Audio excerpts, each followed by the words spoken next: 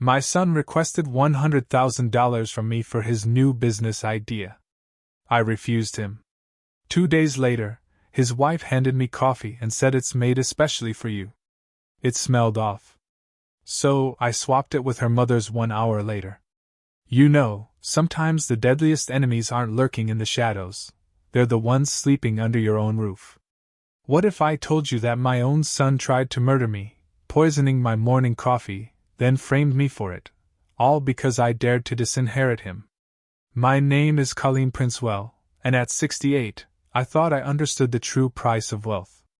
When you inherit an oil fortune worth $80 million, you quickly learn that money doesn't just talk, it screams, it lies, and sometimes it kills.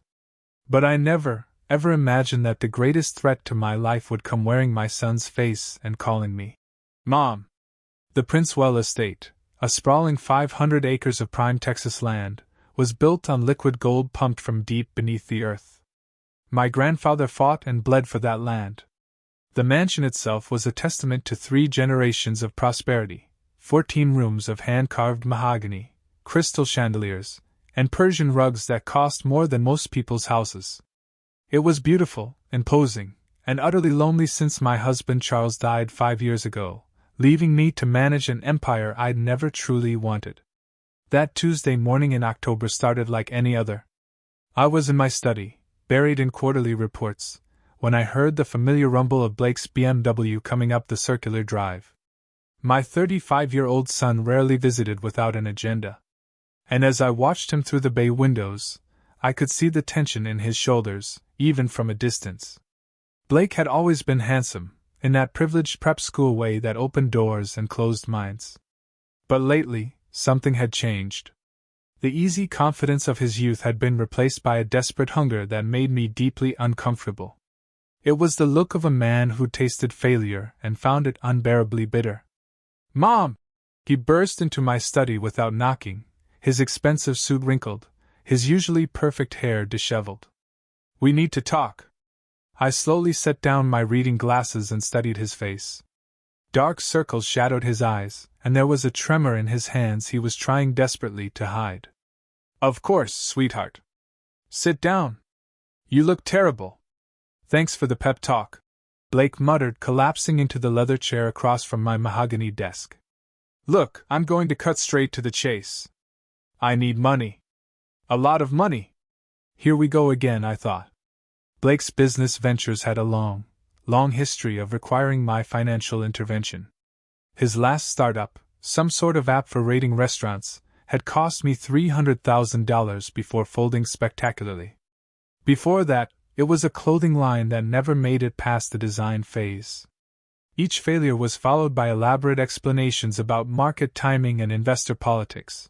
But the result was always the same. My bank account got lighter, and Blake's promises grew emptier. How much? I asked, though I suspected I didn't want to know.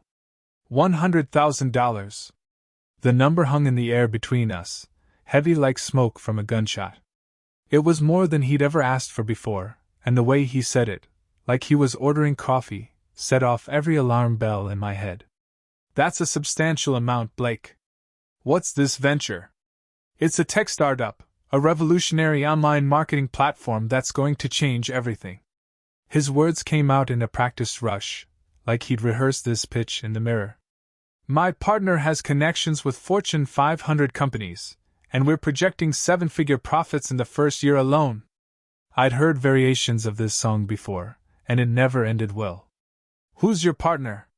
Blake's eyes flickered away from mine. You don't know him. He's from California. Tech background, proven track record. What's his name? Mom, why does it matter? The opportunity is what's important here. The evasion was telling. In 30 years of cross-examining witnesses as a prosecutor, I'd learned to recognize the sound of lies being born. Blake was hiding something, and whatever it was, it required $100,000 to fix. Blake, we've had this conversation before. Multiple times. I've supported your business dreams generously, and none of them have succeeded. Perhaps it's time you tried building something with your own resources. The transformation was immediate and frightening. Blake's face darkened, and his hands clenched into fists on his lap. For a moment, I saw something in his eyes that reminded me of his father, my ex-husband, who tried to manipulate me out of my inheritance before I divorced him 15 years ago. My own resources? Blake's voice rose to a near shout. What resources, Mom? I'm drowning here. Do you have any idea what it's like to live in the shadow of all this? He gestured wildly at the opulent study around us. Everyone expects me to be successful because I'm a prince. Well, but how can I compete when you control everything? I've given you every advantage. Advantages? Blake laughed bitterly. You've given me just enough to fail spectacularly. Just enough to make me look like a spoiled rich kid who can't make it on his own, but never enough to actually succeed. The accusation stung because it held a grain of truth. I had been careful about how much money I gave Blake, perhaps too careful, but I'd seen too many wealthy families destroyed by children who never learned the value of work. Blake, let's discuss this rationally. There's nothing to discuss. I need that money, and I need it now. This isn't a request, Mom. It's a necessity. Then, he leaned forward, his voice dropping to a chilling whisper that made my blood run cold. Give me the money, Mom. You'll soon die anyway. My blood chilled. My son wanted me dead. This wasn't the petulant demand of a spoiled child. This was something else entirely, something dangerously close to a threat. The answer is no, Blake. I won't be investing in another one of your ventures. He stood up so abruptly that his chair rocked backward. Then don't come crying to me when you're older and alone because you chose money over family. The words hit like a slap, but it was the cold calculation in his eyes that truly terrified me. This wasn't anger anymore. This was much, much worse. Blake, is there something you're not telling me? Are you in some kind of trouble?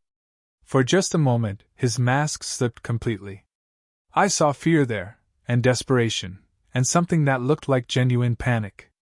But then the cold expression returned, and he headed for the door. Forget I asked? He said without turning around. I'll figure it out myself. As Blake's BMW roared down the driveway, kicking up gravel and dust, I sat alone in my study, feeling like I'd just dodged a bullet I didn't understand. Something was profoundly wrong with my son, and whatever it was, it required $100,000 to solve. I picked up the phone to call my private investigator, then set it down again. Blake was my son, my flesh and blood. Whatever trouble he was in, we could work through it together. That decision would nearly cost me my life. 2 days later, Blake returned, but this time with his wife, Skylar, and immediately I knew this wasn't a social visit. Where Blake's previous approach had been desperate and direct, this felt calculated and strategic. They arrived at exactly 10 a.m., not early enough to seem overeager, not late enough to appear disrespectful. The timing felt deliberate. I watched from my kitchen window as they got out of Blake's car. Even from a distance, Skylar commanded attention. She was beautiful in that sharp, expensive way that required considerable maintenance. Platinum blonde hair that moved like silk, designer clothes that fit her model-thin frame perfectly, and an aura of confidence that came from knowing she was the most attractive person in any room. Blake and Skylar had been married for 3 years, but I never felt truly comfortable around my daughter-in-law. There was something theatrical about her interactions with me, like she was playing a role rather than being herself. She always said exactly what people wanted to hear, but her eyes remained calculating and cold. Colleen, I hope you don't mind us dropping by, Skylar said, gliding into my kitchen, carrying 2 steaming cups of coffee in delicate china mugs. She moved with the kind of practiced grace that made every gesture look like a performance. I brought you something special. She was wearing a cream-colored dress that probably cost more than most people earned in a month, and her makeup was flawless despite the early hour. Everything about her appearance suggested someone who'd spent considerable time preparing for this visit. I made this just for you, Skylar continued, extending one of the cups toward me with a smile that was all teeth and no warmth. It's a special blend I picked up from that boutique coffee shop downtown. Ethiopian beans with Madagascar vanilla. I thought you might enjoy trying something new. The coffee smelled wrong. Not exactly bad, but sharp and bitter, with an underlying chemical odor that reminded me of almonds mixed with something medicinal. After 30 years of prosecuting criminals, you develop an instinct for danger. Every nerve in my body was screaming that something was off, but I kept my expression neutral. "How thoughtful of you, dear," I said, accepting the cup while studying Skylar's face. She was watching me with an intensity that felt predatory, like a cat watching a mouse approach a trap. Blake lingered by the kitchen doorway, and I noticed he wouldn't meet my eyes. His usual nervous energy had been replaced by a strange stillness that made him look like he was holding his breath. When I glanced at him, he quickly looked away, focusing on his phone with obvious discomfort. "Blake tells me you two had a little disagreement the other day," Skylar said, settling gracefully into the chair across from me with her own cup. "About business opportunities and family support." The way she said family support made it sound like an obligation rather than a choice. I noticed she hadn't taken a sip of her coffee yet, despite encouraging me to drink mine. "We had a discussion about financial boundaries," I said carefully. "Blake has some wonderful entrepreneurial energy, but I think it's important for him to develop his own resources." "Of course," Skylar agreed, her smile never wavering. "Independence is so important, though it can be challenging when family members have such different perspectives on success." When Skylar turned slightly to glance at Blake, I made a split-second decision that would save my life. Using the moment when her attention was diverted, I quickly switched our cups. They were identical white china mugs, and the exchange took less than 2 seconds. "Blake's told me so much about his latest venture," I said, testing to see how much Skylar knew about her husband's mysterious business partner. "It sounds very promising." Something flickered in Skylar's eyes, surprise, maybe, or annoyance. "Yes, he's very excited about the potential." "And his partner?" "Blake mentioned someone from California with tech experience." Skylar hummed noncommittally, raising her cup, which was now my original one, to her lips. "Innovation is so important in today's market." We chatted about meaningless things while I pretended to sip my coffee and watched Skylar take her first real drink. Her face twisted slightly, like she tasted something unpleasant, and I saw her eyes widen with what looked like confusion. But she said nothing about the flavor, which was interesting. "This is delicious," I lied, setting my cup down after another fake sip. "You'll have to tell me where you found this blend." "The shop on Elm Street," Skylar said abruptly, and I could see her mind working, trying to process something that didn't make sense to her. Blake was checking his watch with increasing frequency, and there was a tension in the room that felt like a storm building on the horizon. Whatever they'd come here to accomplish wasn't going according to plan. 20 minutes later, Skylar started coughing. It began as a small, polite clearing of her throat, but quickly escalated into deep, violent spasms that shook her entire body. Her face flushed red, then began taking on a grayish pallor that made her look genuinely ill. "Something's wrong," she gasped, gripping the edge of the table as the coughing grew worse. Her voice was becoming hoarse and strained. I can't breathe properly." Blake rushed over from his position by the door, his concern appearing genuine, or at least well acted. "Skylar, what's happening? Are you having an allergic reaction?" "Hospital," she wheezed, her breathing becoming increasingly labored. "Need to go to the hospital now."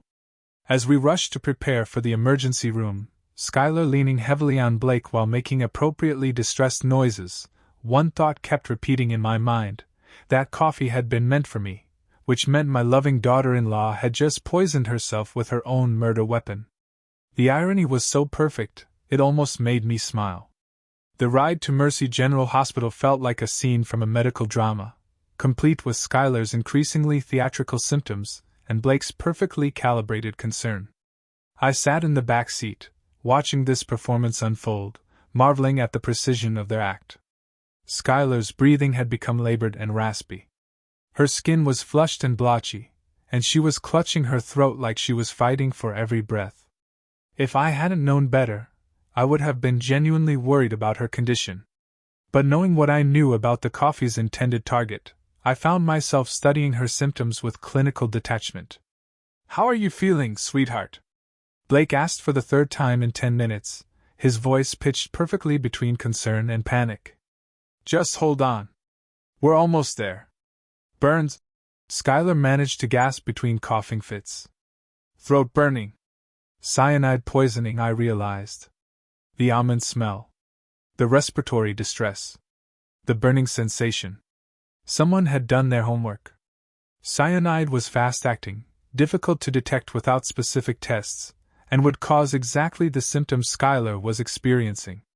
If she'd given me the full dose intended for my body weight, I would likely be dead by now. The emergency room at Mercy General was controlled chaos, with the usual mix of genuine emergencies and hypochondriacs that made triage such an art form. But Skylar's condition was dramatic enough to get immediate attention. "We need help," Blake called out as we entered, supporting his wife, who was now making choking sounds that would have been alarming if they weren't so perfectly timed. "My wife can't breathe." The medical team responded with impressive efficiency. Within minutes, Skylar was on a gurney, hooked up to monitors, and surrounded by nurses taking vitals and asking rapid-fire questions. "When did the symptoms start?" Dr. Amanda Rodriguez asked, clipboard in hand and stethoscope around her neck. "About 30 minutes ago," Blake answered, playing the role of concerned husband to perfection. "She was fine this morning, then suddenly started coughing and having trouble breathing." "Any known allergies? Medications? Recent changes in diet or environment?" "Nothing," Blake said. "She's always been perfectly healthy." I watched this exchange with growing fascination.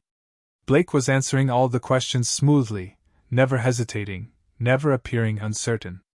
Either he was remarkably calm under pressure, or he prepared for exactly this scenario. "Mrs. Morrison," Dr. Rodriguez addressed Skylar directly. "Can you tell me what you were doing just before the symptoms started?" "Coffee," Skylar whispered, her voice barely audible. "Having coffee with her." Her eyes found mine across the small examination area, and the way she said, "her," carried an unmistakable note of accusation. Even in her supposedly weakened state, Skylar was already laying the groundwork for what was to come. Dr. Rodriguez followed Skylar's gaze to me. "Are you family?" "I'm her mother-in-law," I said. "We were having morning coffee when she became ill." "Did you both drink the same coffee?" "Similar," I said carefully. "Skylar prepared it. 2 cups from the same pot." Dr. Rodriguez made notes on her clipboard, and I could see the wheels turning in her medical mind. Food poisoning was always a possibility when multiple people consumed the same substance. But only one person getting sick suggested either an allergic reaction or something much more sinister. "We're going to run some blood tests," Dr. Rodriguez announced. "In the meantime, let's get you on oxygen and see if we can make you more comfortable." As the medical team worked on Skylar, Blake turned to me with an expression I couldn't quite read. "Mom, I'm going to run home and get some of her things. Pajamas, medications. You know how hospitals are." "Of course, sweetheart," I said, patting his arm. "Take your time." It was interesting how quickly Blake was leaving, especially when his wife was potentially fighting for her life. Either he was remarkably trusting of the medical staff, or he had somewhere else he needed to be, urgently. I settled into the uncomfortable plastic chair in the waiting area, surrounded by the familiar sounds of medical emergencies and human suffering. The magazines were outdated, the coffee was terrible, and the fluorescent lighting made everyone look slightly dead. It was the perfect setting for contemplating attempted murder. 3 hours later, Blake returned with an overnight bag, looking appropriately exhausted and worried. His timing was impeccable. He walked through the door just as Dr. Rodriguez emerged from the treatment area with news. "We found traces of cyanide in her bloodstream," Dr. Rodriguez announced with clinical precision. "This appears to be deliberate poisoning. I'm required by law to contact the authorities." "Cyanide?" The word hung in the air like an accusation. Blake's face went pale, and he grabbed my arm as if seeking support. "Poisoning?" he repeated, his voice cracking with what sounded like genuine shock. But how? Who would do something like that? Before Dr. Rodriguez could answer, Schuyler's voice rang out from behind the curtain, weak, but remarkably clear for someone who'd been at death's door. She did it! Schuyler said, her finger pointing directly at me when the curtain was pulled back. Colleen poisoned my coffee! She tried to kill me! The accusation hit the room like a bomb. Dr. Rodriguez stared at me with a mixture of shock and suspicion, while Blake looked like he'd been slapped. That's impossible, Blake said, but his voice lacked conviction. Mom would never. She made the coffee herself, Schuyler continued, her voice getting stronger with each word. She handed it to me personally. She watched me drink it. Well, that was gratitude for you. Here I'd inadvertently saved her life by switching cups, and she was repaying the favor by trying to frame me for attempted murder. The irony was delicious, even if the consequences were likely to be serious. Detective James Morrison arrived at the hospital within 30 minutes of Drive Rodriguez's call, which suggested that attempted murder cases received priority attention in our quiet Texas town. He was younger than I'd expected, maybe early 40s, with the kind of sharp eyes that missed nothing and the patient demeanor of someone who'd heard every lie in the book. Mrs. Princewell, Detective Morrison said, introducing himself with a firm handshake. I understand there's been an incident involving poisoning. I'd like to speak with you privately, if that's all right. We moved to a small consultation room down the hall from where Schuyler was still receiving treatment. The room was sterile and windowless, designed for delivering bad news and uncomfortable conversations. I want to be clear from the start, Detective Morrison began, opening his notebook. You're not under arrest and you're free to leave at any time, but I need to understand what happened here today. I told him exactly what had occurred, the strange smell in the coffee, my instinct to switch the cups, Schuyler drinking what was originally meant for me. I kept my explanation factual and straightforward, the way I taught witnesses to testify during my years as a prosecutor. Mrs. Princewell, Detective Morrison said when I finished. If you suspected the coffee was dangerous, why didn't you simply refuse to drink it or warn Mrs. Morrison? It was the logical question, and one I'd been preparing to answer since the moment Schuyler started coughing. I wasn't completely certain something was wrong, I said. It was more of an instinct than a concrete suspicion. I thought switching the cups would be a way to test my concerns without creating unnecessary drama if I was wrong. And when Mrs. Morrison became ill, I realized my instinct had been correct. Someone had tried to poison me, and Schuyler had accidentally become the victim instead. Detective Morrison made careful notes, his expression revealing nothing about whether he believed my story. Who else knew you were having coffee this morning? Only Blake and Schuyler. It was a spur-of-the-moment visit. Had you been experiencing any threats lately? Anyone who might want to harm you? I thought about Blake's desperate request for money and his angry departure 2 days earlier, but something held me back from mentioning it. Whatever my son was involved in, I wanted to understand it fully before involving the police. Nothing specific, I said. When you have significant wealth, you're always aware that some people might see you as a target. When Detective Morrison interviewed Blake, I could hear the conversation through the thin walls of the consultation room. My son's responses sent chills down my spine. My mother's been acting strange lately, Blake said, his voice carrying clearly through the wall. I mean, I don't think she'd actually hurt anyone, but she's been more paranoid than usual. Suspicious of everyone. In what way? Just little things.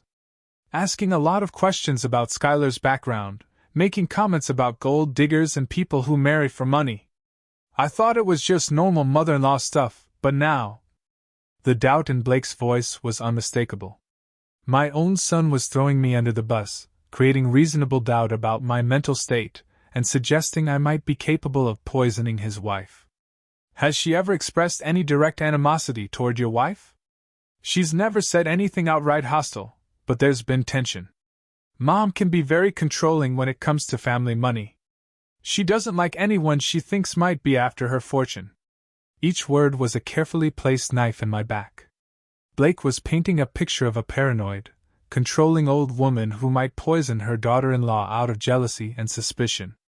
It was brilliant character assassination, and it was coming from my own child.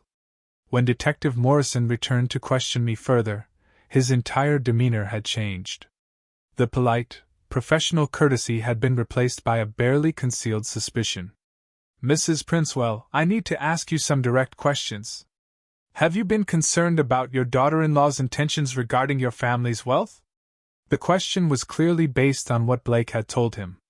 I chose my words carefully. "I think it's natural for any parent to be protective of their family's assets, but I've never had any specific reason to distrust Schuyler. Your son mentioned that you've been acting more suspicious lately. Is there any truth to that?" "I don't believe I've been acting any differently than usual." Blake may be interpreting normal caution as suspicion. Detective Morrison made more notes, and I could see him building a case in his mind.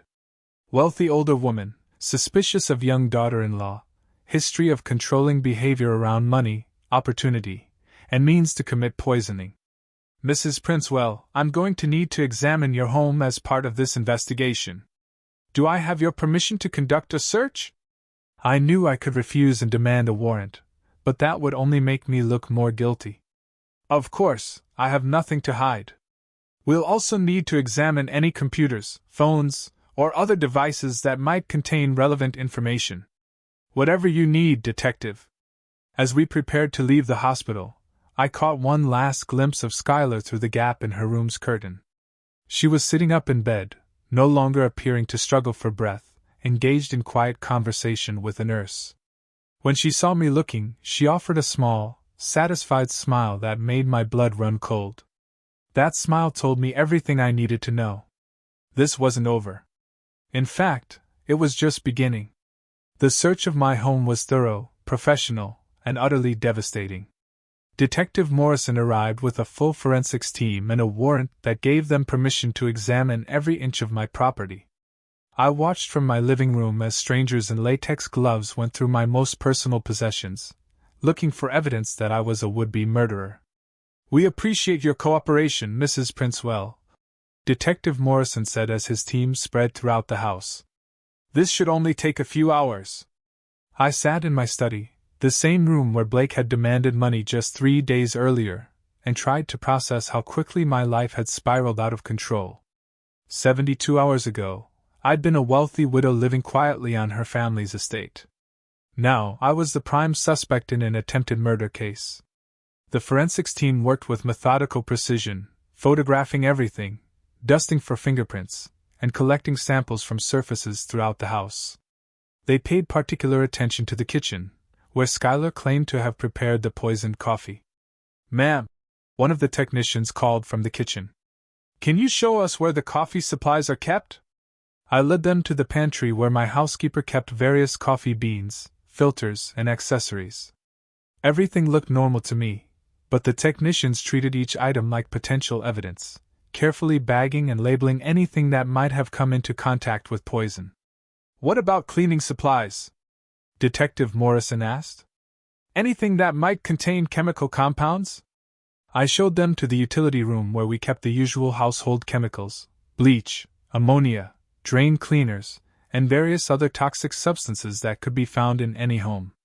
Again, they photographed and sampled everything. 2 hours into the search, I heard one of the technicians call out from the guest bathroom upstairs. "Detective Morrison, you need to see this." The excitement in his voice made my stomach clench. I followed Detective Morrison upstairs, dreading what they might have found. In the guest bathroom, a room I rarely used and hadn't even entered in weeks, they discovered a small glass vial hidden behind the medicine cabinet. The vial contained traces of a clear liquid, and beside it was a handwritten list that included Schuyler's name along with what appeared to be dosage calculations. "Mrs. Princewell," Detective Morrison said, holding up an evidence bag containing the vial and list. "Can you explain these items?" I stared at the evidence, feeling the world tilt around me. The handwriting on the list looked remarkably similar to mine, though I had no memory of writing anything like it. The vial was completely unfamiliar. "I've never seen either of those items before," I said, my voice sounding strange and distant to my own ears. This is your handwriting, isn't it? Detective Morrison pressed, showing me the list more closely. Looking at it carefully, I had to admit that it did look like my handwriting, the formation of the letters, the particular way I crossed my T's and dotted my I's. Whoever had written this had either studied my writing extensively, or… Detective Morrison, I said slowly, I need to tell you something important.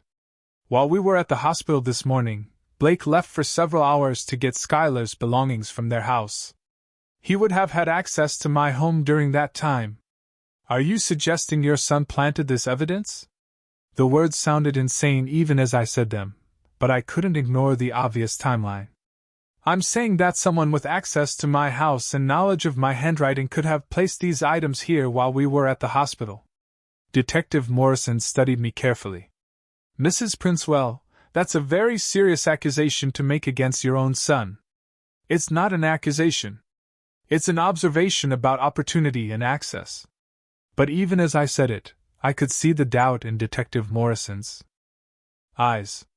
The grieving mother caught red-handed with evidence of attempted murder, trying to blame her innocent son. It was exactly the kind of desperate deflection that guilty people attempted when cornered. We'll be taking these items for analysis, Detective Morrison said, sealing the evidence bags along with samples of your handwriting for comparison. Of course, Mrs. Princewell, I have to ask, do you own any firearms? The question caught me off guard. Yes, I have a pistol in my bedroom safe. Why? We'll need to examine that as well. I led them to my bedroom and opened the safe, revealing a .38 caliber revolver that Charles had insisted I keep for protection. The gun was exactly where I'd left it, and I couldn't imagine how it related to a poisoning case. Has this weapon been fired recently? Detective Morrison asked. Not in over a year. I occasionally take it to the shooting range for practice, but I haven't done that in months. They bagged the gun anyway, along with the box of ammunition from the safe. I was beginning to understand that in a criminal investigation, everything was potentially relevant until proven otherwise. As the search team finished their work, Detective Morrison pulled me aside for a final conversation. Mrs. Princewell, based on what we found today, I need to inform you that you're now considered a person of interest in this case. I strongly recommend that you contact an attorney. Am I under arrest? Not at this time, but I advise you not to leave town without notifying my office. After the police left, I walked through my home, seeing it with new eyes, rooms that had been photographed and searched, surfaces that had been dusted for fingerprints, possessions that had been examined for evidence of criminal intent. My sanctuary had been violated, and I felt like a stranger in my own house. But more than that, I felt the weight of betrayal settling on my shoulders like a lead blanket. Someone had planned this carefully, planting evidence that would point directly to me while creating a perfect cover story. And the only person who'd had the opportunity, access, and knowledge to do it was my own son. That night, I sat in my study with a glass of wine, staring at the oil derricks visible through my window. The mechanical pumps continued their steady rhythm, extracting wealth from the earth, just as they had for 3 generations.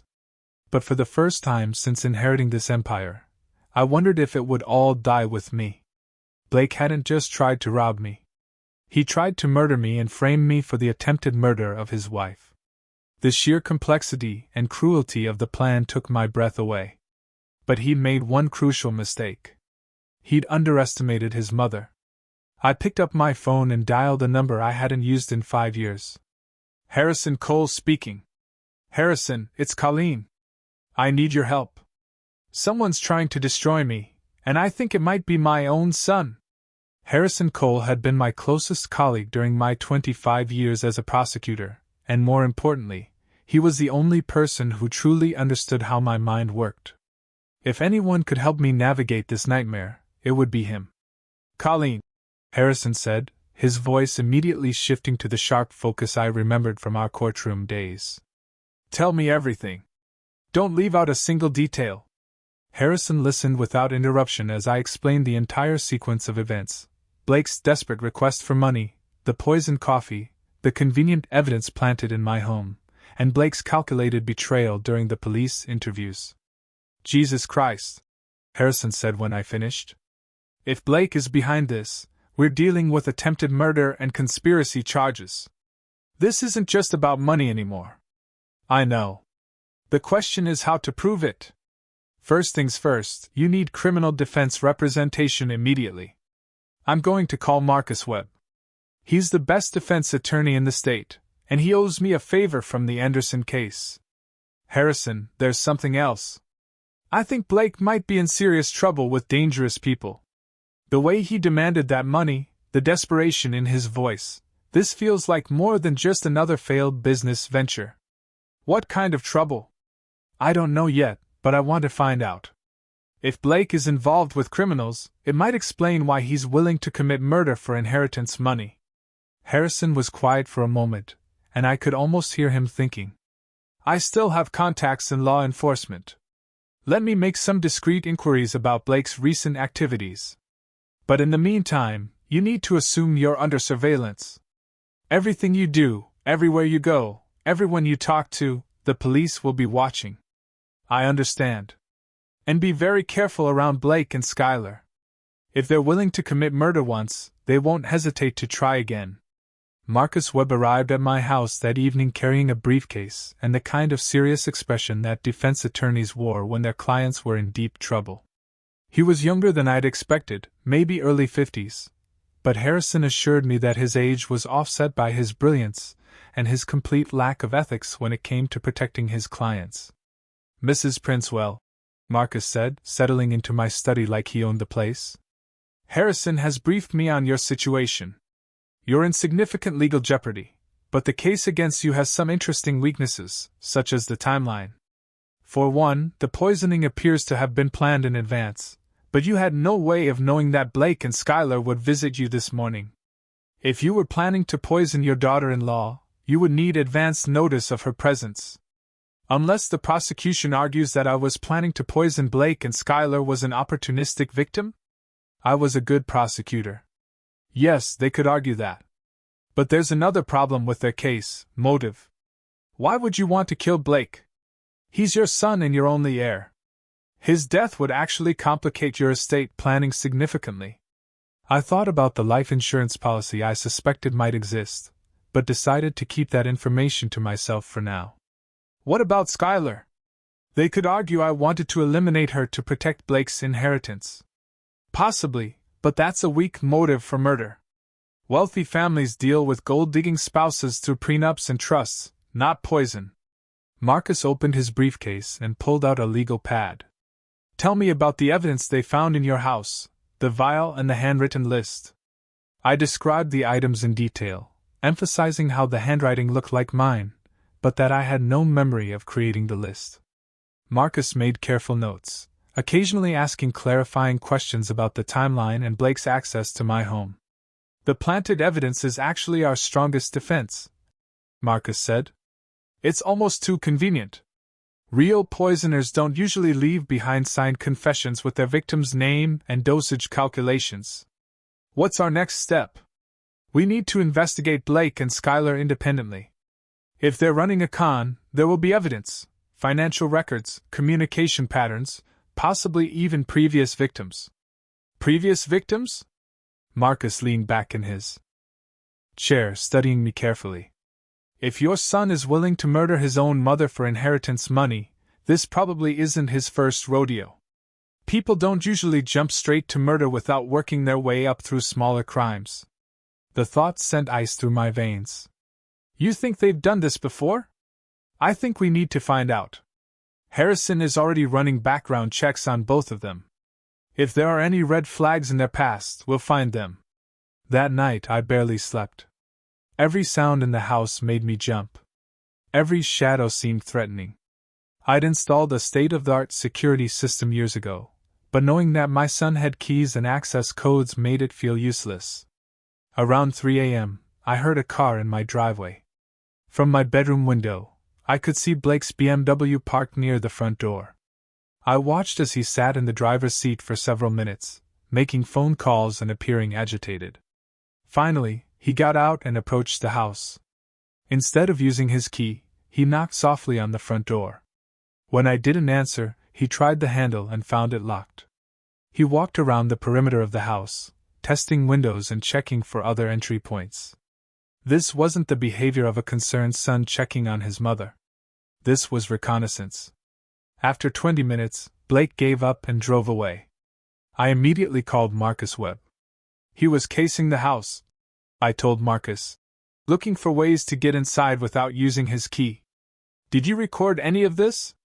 The security cameras should have captured everything. Perfect. Don't touch those recordings. We'll need them if this goes to trial. The next morning brought more bad news. Detective Morrison called to inform me that the preliminary forensics results had confirmed my fingerprints on the poison vial and that the handwriting analysis was consistent with my writing samples. Mrs. Princewell, Detective Morrison said, I need you to come to the station for additional questioning. You have the right to have your attorney present. Marcus, I called. They're moving faster than I expected. This feels like they're building toward an arrest, Marcus said. We need to accelerate our own investigation. That afternoon, as Marcus and I sat in the police station waiting room, I felt the walls closing in around me. The evidence against me was circumstantial but compelling. I had motive, protecting family wealth, means, access to poison, and opportunity, preparing the coffee. The planted evidence provided the smoking gun that would convince a jury of my guilt. Mrs. Princewell, Detective Morrison said, when we were finally called into the interview room. We've received additional forensic results that I think you should be aware of. Marcus leaned forward slightly. What kind of results? The poison found in Mrs. Morrison's bloodstream is an exact match for the substance in the vial recovered from Mrs. Princewell's home. We also found traces of the same substance on a coffee mug in Mrs. Princewell's kitchen. My heart sank. They'd found physical evidence linking me directly to the crime. Even if I could prove the evidence was planted, it would be difficult to convince a jury that someone had gone to such elaborate lengths to frame me. Detective Morrison, Marcus said smoothly. My client maintains her innocence. This evidence is clearly the result of contamination or tampering. By whom? By the real perpetrator who had access to Mrs. Princewell's home while she was at the hospital. Detective Morrison looked skeptical. You're suggesting that someone else poisoned Mrs. Morrison, then broke into Mrs. Princewell's house to plant evidence? I'm suggesting that the timeline and circumstances don't support the conclusion that my client is guilty of this crime. But I could see in Detective Morrison's eyes that he'd already made up his mind. To him, I was a wealthy old woman who tried to murder her daughter-in-law and was now desperately trying to blame her innocent son. Mrs. Princewell, Detective Morrison said, based on the evidence we've gathered, I'm placing you under arrest for attempted murder. As the handcuffs clicked around my wrists, I looked at Marcus and saw my own fears reflected in his eyes. Blake and Schuyler had played this perfectly, and I was about to pay the price for underestimating my own family. But as they led me toward the patrol car, one thought kept me from despair. They'd made one crucial mistake. They'd left me alive. And as long as I was breathing, I wasn't finished fighting. The county jail was everything I'd expected and worse. Gray concrete walls, fluorescent lighting that made everyone look dead, and the constant sound of metal doors slamming shut. I'd sent enough criminals to places like this during my career, but experiencing it firsthand was profoundly different. My cellmate was a woman named Maria Santos, arrested for check fraud, and surprisingly philosophical about the experience. First time? She asked as I tried to make myself comfortable on the narrow bunk. Unfortunately, yes. What did you do? They think I tried to poison my daughter-in-law. Maria whistled low. Family drama. That's always the messiest kind of crime. I didn't do it. Honey, everybody in here didn't do it. But the real question is, can you prove you didn't do it? That was exactly the question keeping me awake at night. Marcus had warned me that proving innocence was much harder than establishing reasonable doubt, especially when the evidence was as seemingly solid as what they'd assembled against me. The bail hearing was set for Monday morning, 3 days away. Marcus was confident he could get me released, but the prosecution was arguing that I was a flight risk due to my substantial wealth, and that I posed a danger to potential witnesses. The district attorney is treating this like a high-profile case, Marcus explained during one of his visits. They think convicting a wealthy oil heiress will be good publicity. What about our investigation into Blake and Schuyler? Harrison is making progress, but it's slow going.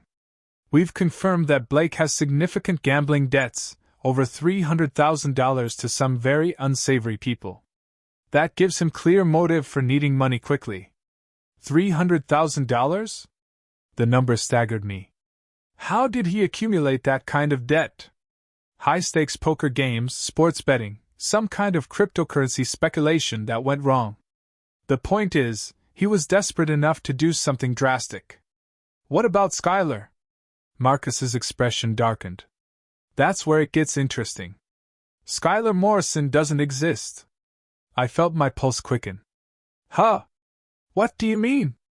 The identity is fake. Created about 4 years ago with forged documents and a fabricated background. Harrison traced her real identity to a woman named Victoria Sterling, who has a criminal record in 3 states. What kind of record? Identity theft, fraud, and get this, suspected involvement in a suspicious death of an elderly man in Arizona. The case was never prosecuted due to lack of evidence, but the pattern is clear. Suddenly, everything made sense. Blake hadn't just married a beautiful woman. He married a professional criminal who specialized in exactly the kind of scheme they tried to pull on me. So, this was planned from the beginning. It looks that way. Victoria probably targeted Blake because of his family wealth, then manipulated him into helping her gain access to you. But why try to kill me? Why not just wait for me to die naturally and inherit everything? Marcus pulled out a folder from his briefcase. Because Blake isn't your heir anymore. I stared at him in confusion. What are you talking about? Harrison did some digging into your estate planning. 3 months ago, you updated your will to establish a charitable foundation instead of leaving everything to Blake. If you died today, Blake would inherit nothing. The memory came flooding back. I'd been concerned about Blake's spending habits and his series of failed business ventures. My estate attorney had suggested creating a foundation that would provide Blake with a comfortable income while ensuring the bulk of the principal fortune would be used for charitable purposes. Blake knows about the will change. Your attorney's office confirmed that Blake called asking about your estate plans about 6 weeks ago. So, he knew that killing me wouldn't get him the inheritance, right?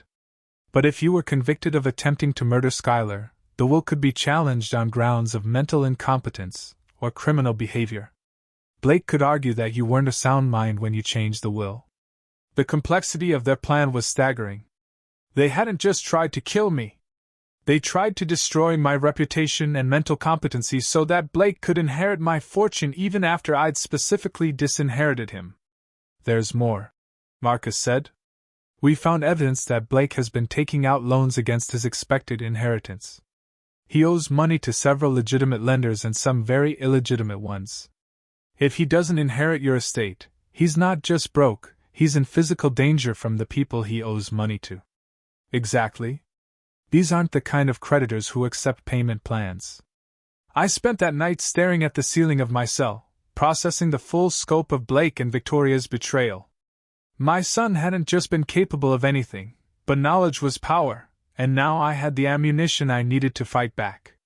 Maria, I said to my cellmate around 2 a.m., what do you know about getting revenge on people who try to destroy your life?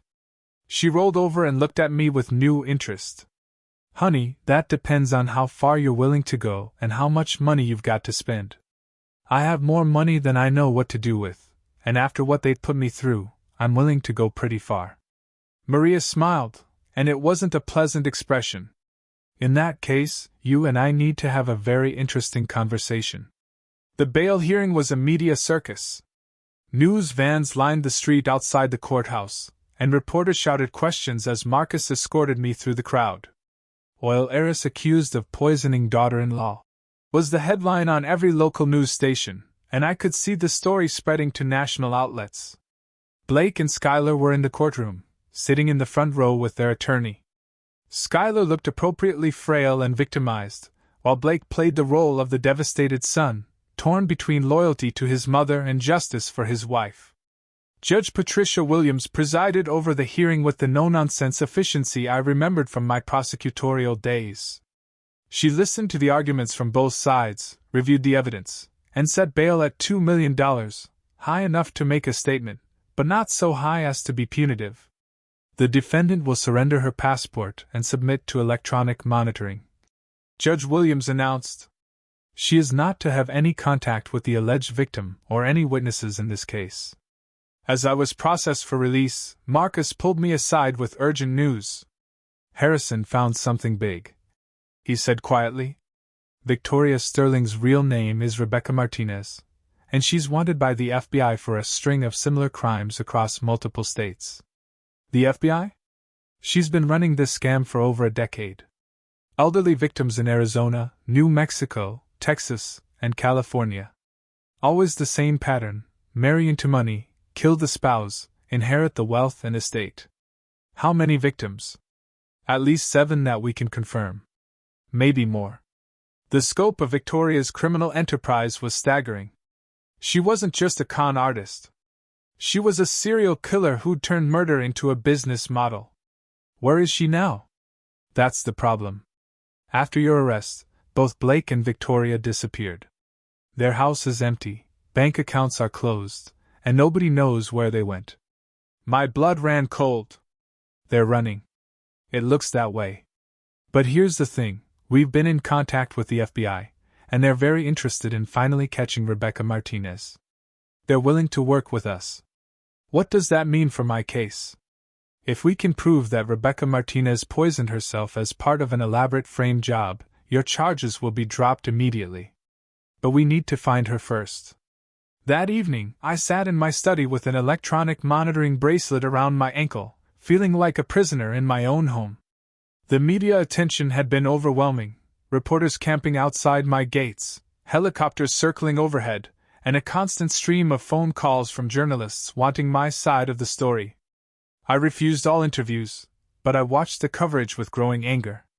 Blake was giving carefully orchestrated statements to sympathetic reporters, painting himself as the tragic son of a mentally unstable mother who'd finally snapped under the pressure of aging and wealth. My mother has been increasingly paranoid over the past year, Blake told Channel 5 News. She's made accusations against multiple family members and friends, claiming they're after her money. I think the stress of managing such a large estate has affected her judgment. It was a masterful performance, designed to support the prosecution's theory that I was suffering from age-related mental decline that had led to irrational and violent behavior. But Blake had made one crucial mistake. In his eagerness to appear on television, he revealed that he and Victoria were still in the area. The interview had been conducted at a local hotel, which meant they hadn't fled as far as we'd thought. I called Marcus immediately. Did you see Blake's interview? I saw it. Harrison is already working with the FBI to trace their location. Marcus, I want to end this. All of it. I'm tired of being reactive. It's time to go on the offensive. What did you have in mind? I've been thinking about this since my conversation with Maria in jail. I want to set a trap. Use myself as bait to draw them out into the open. Colleen, that's incredibly dangerous. If Rebecca Martinez is willing to commit murder, she won't hesitate to try again. That's exactly what I'm counting on. The plan I outlined to Marcus was elegant in its simplicity. We would leak information suggesting that I'd hidden evidence that could clear my name, documents or recordings that proved Blake and Victoria had framed me. The bait would be irresistible to them, because as long as that evidence existed, they would never be safe. They'll have to come after me, I explained. Either to steal the evidence or to kill me before I can use it. And when they do, the FBI will be waiting. Marcus was quiet for a long moment. This is either brilliant or suicidal. I'm not sure which. After what they've put me through, I'm not sure I care. The leak was carefully orchestrated through Harrison's media contacts.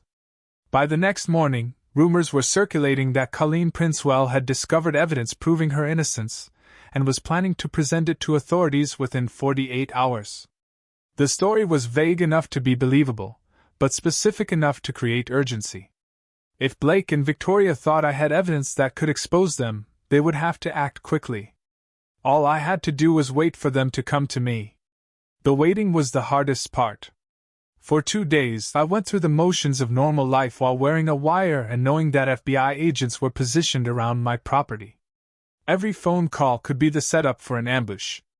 Every visitor could be a potential assassin. Marcus had wanted to evacuate me to a safe house, but I'd insisted on staying at the estate. If Blake and Victoria were going to make a move, it would be on familiar ground where they felt confident, and I appeared vulnerable. On the third night, they took the bait. I was in my study, pretending to review documents while actually reading a novel, when the motion sensors detected movement near the back of the house. The FBI had installed additional security equipment that would alert them to any intrusion, but I was on my own until they could respond. Blake appeared first, slipping through the French doors that led from the garden to my living room. He moved with practiced stealth, clearly familiar with the house's layout and security blind spots. Victoria followed a moment later, carrying what looked like a small medical bag. I remained in my study, but I could hear their whispered conversation through the thin walls. Where would she hide it? Victoria asked, her voice carrying a slight accent that hadn't been present when she was playing the role of sweet daughter-in-law. Probably in the safe, Blake replied. She keeps all her important documents there. What's the combination? My birthday. She's sentimental like that. They moved through my house like they owned it, searching methodically for evidence that didn't exist. I could hear drawers being opened, papers being shuffled, and the occasional curse when they came up empty-handed. Blake, Victoria said after 20 minutes of fruitless searching. Are you sure she has something? This could be a trap. She has to have something. How else would she know to switch the coffee cups? Maybe she got lucky. No, my mother's too smart for luck. She figured something out, and now she's planning to use it against us. The grudging respect in Blake's voice might have been flattering under different circumstances. Even after trying to murder me, he still recognized that he'd underestimated his opponent. We need to find her, Victoria said. Make her tell us where it is and then we finish what we started. They found me exactly where I wanted them to, sitting in my study with my back to the door, apparently absorbed in reading documents. Blake entered first, moving with the confidence of someone who thought he had the upper hand. Hello, Mother. I turned slowly, letting surprise and fear show on my face. Blake, what are you doing here? You're not supposed to contact me. We need to talk, Blake said, while Victoria positioned herself near the door to block any escape attempt. About the evidence you think you have. I don't know what you mean. Victoria stepped forward, and I saw that she was holding a syringe.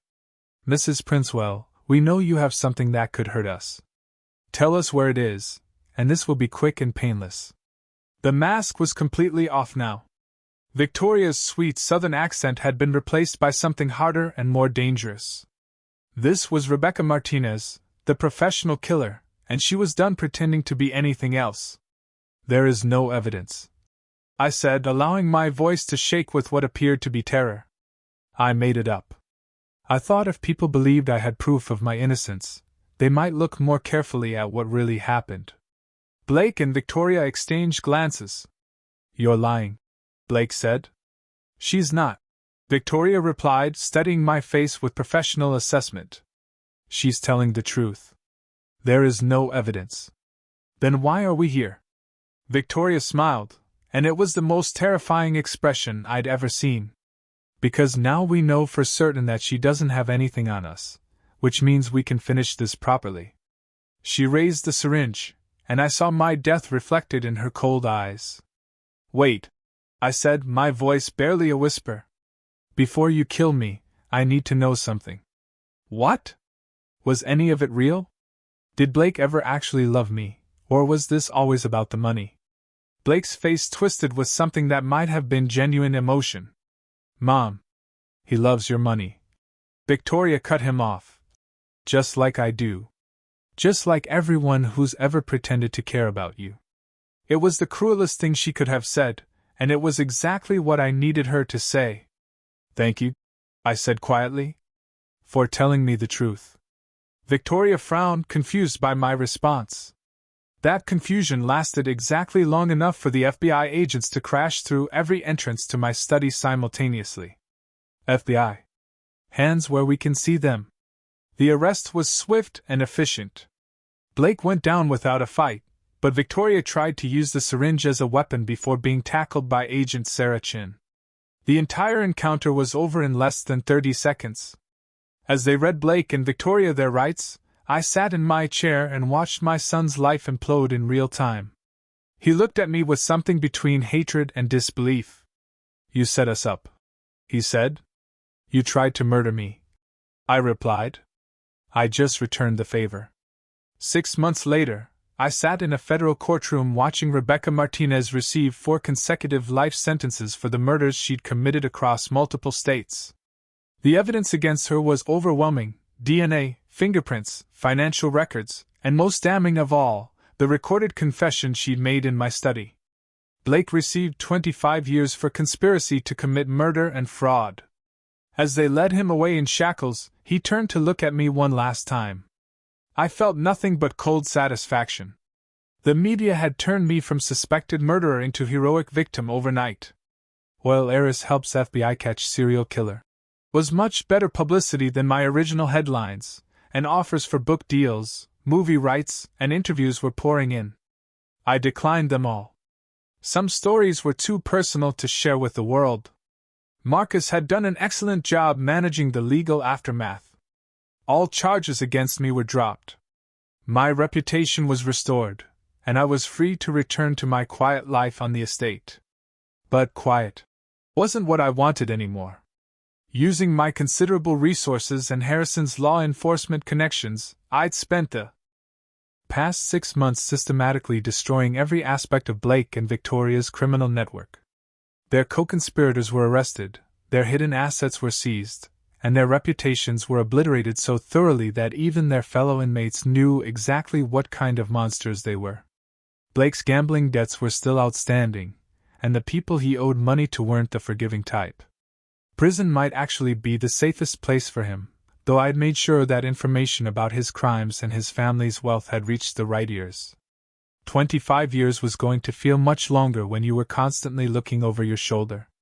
For Victoria, I'd arranged something special. The families of her previous victims had been very interested to learn about her location and daily routines. Prison justice operated by its own rules, and serial killers who targeted elderly people weren't popular with the general population. But my greatest satisfaction came from my updated will. The principle of my fortune would be used to help creatures who deserve love and care, rather than the human predators who tried to destroy me. Blake would inherit nothing except the knowledge that his greed had cost him everything. This morning, I received a letter from Blake. It was full of apologies, explanations, and desperate pleas for forgiveness. He claimed that Victoria had manipulated him, that he never intended for things to go so far, that he still loved me despite everything that had happened. I read the letter twice, then fed it into my fireplace. Some betrayals are too deep for forgiveness. Some wounds never heal. Blake had chosen Victoria and her blood money over the mother who'd given him everything, and now he could live with the consequences of that choice.